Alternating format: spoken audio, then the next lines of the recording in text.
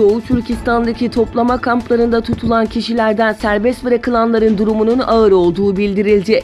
Gelen son bilgilere göre Doğu Türkistan'ın Gulca şehri Çapçalı ilçesinde toplama kampından serbest bırakılan 80 yaşındaki emekli öğretmenin sözde eğitim adı altındaki toplama kampından serbest bırakıldığı gece hayatını kaybettiği bildirildi. Son zamanlardaki ardı arkası kesilmeyen ceza kamplarındaki ölüm haberleri ve bu tür olaylar Çin hükümetinin ceza kamplarındaki masum insanları nasıl zehirlediğini açık bir şekilde ortaya koymakta. Amerika Birleşik Devletleri ile Çin, Tayvan meselesinden dolayı yine karşı karşıya geldi. ABD'nin Tayvan'a 2,2 milyar dolar değerine silah satışını onaylamasının ardından Çin ordusu ülkenin güneydoğu kıyısında hava ve deniz tatbikatı düzenledi.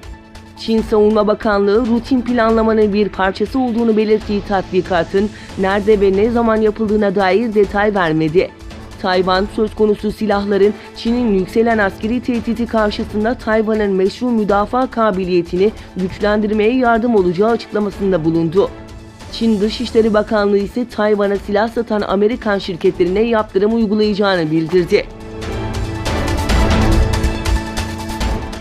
Çin'in Hong Kong Özel İdare Bölgesi'nde zanlıların Çin'e iadesini kolaylaştıran yasa tasarısına karşı protestolar devam ediyor. Hong Kong'un Çin ile sınırındaki yeni bölgelerde bulunan Sha Tin kentinde 10.000'den fazla kişi düzenlenen protestoya katılarak Hong Kong Özel İdare Bölgesi Baş Yöneticisi Carrie Lam'ın görevini bırakmasını istedi.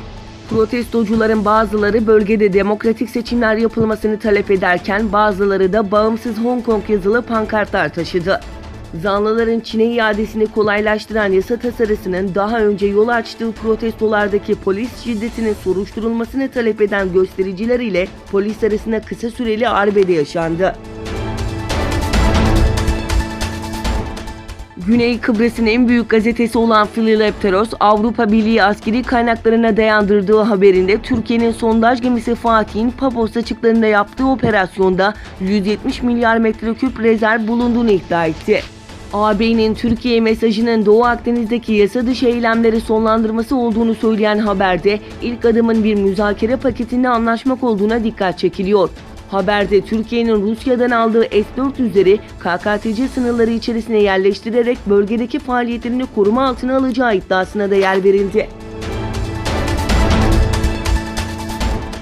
İngiltere, Almanya ve Fransa, İran ile varılmış nükleer anlaşmaya bağlılıklarını sürdürdüğünü ancak bunun devamının İran'ın anlaşmaya tam olarak uymasına ve yakın dönemde aldığı aksi yöndeki kararlardan dönmesine bağlı olduğunu bildirdi. Üç ülkenin yayımladığı ortak açıklamada İran'la yapılan nükleer anlaşmayı desteklemeyi sürdürüyoruz. Ancak bunun devamı İran'ın anlaşmaya tam olarak uymasına bağlı. İran'ı bu kapsamda yakın zamanda aldığı kararlardan dönmeye çağırıyoruz ifadeleri kullanıldı.